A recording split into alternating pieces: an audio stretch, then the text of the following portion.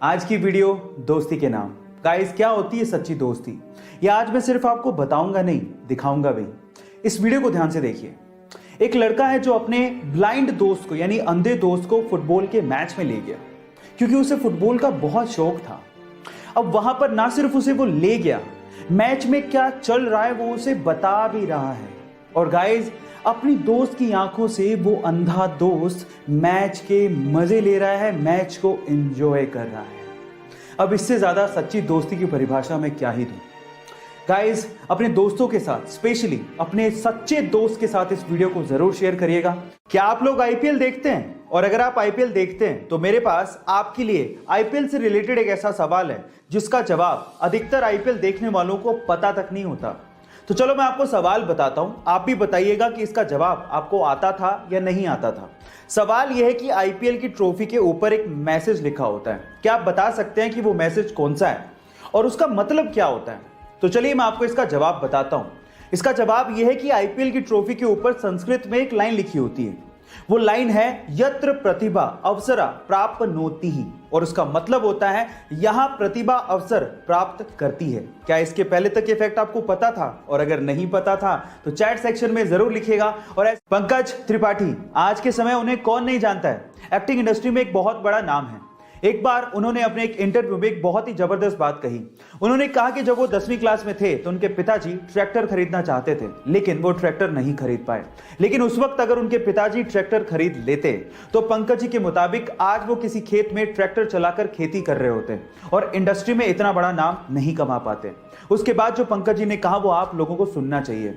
उन्होंने कहा कि जिंदगी में कभी कभार हमें अगर कोई चीज नहीं मिलती तो उस वक्त उसका मलाल होने लगता है, लेकिन बाद में आगे चलकर समझ में आता है कि उस वक्त जो हुआ वो ठीक ही था। इसलिए जिंदगी अगर आपको हरा रही हो तो आप समझ लीजिएगा कि आपके साथ कुछ अच्छा होने वाला है।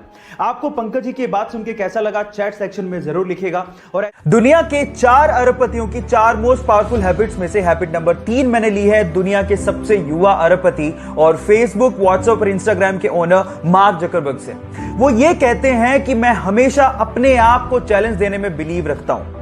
मुझे कोई फर्क नहीं पड़ता दूसरे लोग क्या कर रहे हैं, और अपने आप को चैलेंज देने के बाद मैं उसको पूरा करने के लिए जी जान लगा देता हूं। रिसेंटली उन्होंने अपने आप को चैलेंज दिया है कि वो हर दिन 1 मील दौड़ेंगे, हर एक वीक में एक बुक को पूरा करेंगे और चाइनीज लैंग्वेज मैंडरिन को सीखेंगे। मेरा सवाल आपसे यह है कि आप में से कितने लोग अपने आप को चैलेंज देते हैं और उसे पूरा करने में अपना पूरा दम लगा देते हैं? सो गाइस, बाकी बची हुई हैबिट के लिए मुझे फॉलो करना मत भूलिएगा। मिलते हैं अगले वीडियो में। जब पहली बार वो टेस्ट सेशन के लिए ग्राउंड पे उतरा तो बहुत सारे फुटबॉल प्लेयर उसके बोने कद को देख के हैरान रह गए।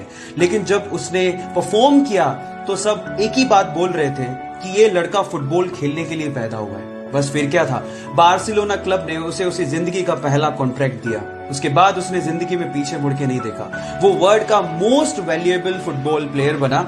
इसके अलावा वो हाईएस्ट पेड फुटबॉल प्लेयर भी बना। उसका नाम है लियोनेल मेसी। गाइज, एक बार किसी रिपोर्टर ने उससे पूछा कि उसकी ओवरनाइट सक्सेस का राज क्या है, तो उसका जवाब आप लोगों को सुनना चाहिए। उसने कहा कि इस ओवरनाइट सक्सेस के पीछे 17 साल 114 दिन की कड़ी मेहनत है, उसके बाद वो यहां तक पहुंचा। सो गाइज, इसीलिए कहते हैं कि सक्सेस ओवरनाइट नहीं मिलती, उसके लिए आपको कड़ी मेहनत, बहुत ज्यादा हार्डवर्क, पैशन के साथ करना पड़ता है, पेशेंस रखने पड़ते हैं। और अगर आप में वो पेशेंस हैं तो आप भी रिकॉर्ड तोड़ ही दोगे। वर्ल्ड के 4 बड़े अरबपतियों की 4 मोस्ट पावरफुल हैबिट्स में से हैबिट नंबर 2 मैंने ली है वर्ल्ड के 3rd रिचेस्ट पर्सन और सबसे बड़े इन्वेस्टर वॉरेन बफेट से।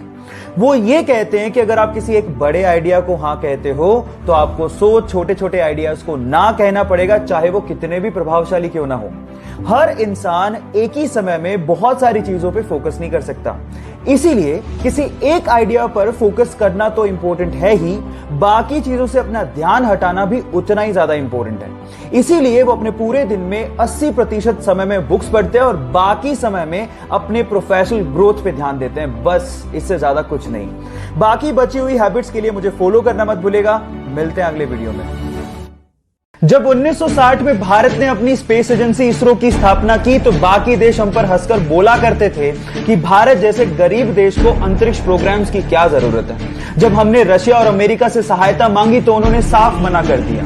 हमारा पहला रॉकेट साइकिल पर ले जाया गया और उसे नारियल पेड़ के सहारे लॉन्च किया गया। इतने बुरे दिन देखने के बावजूद भी आज इसरो ने भारत को अंतरिक्ष प्रोग्राम्स में बुलंदियों पर पहुंचा दिया है।